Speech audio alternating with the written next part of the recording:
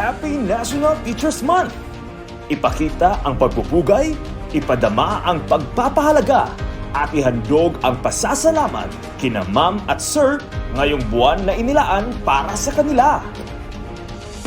Samahan ang kagawaran ng edukasyon mula Setyembre 5 hanggang Oktubre 5 sa pagdiriwang ng National Teachers Month na may temang Gurong Pilipino, Dangal ng Sambayanang Pilipino. Ating bigyang pugay ang husay at kadakilaan ng mga Pilipinong guro na patuloy na nagbibigay ng hindi matatawarang dedikasyon para sa pag-abot ng mga pangarap ng bawat batang Pilipino.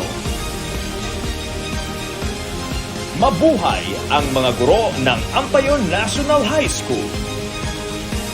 Mabuhay ang mga guro sa buong Pilipinas.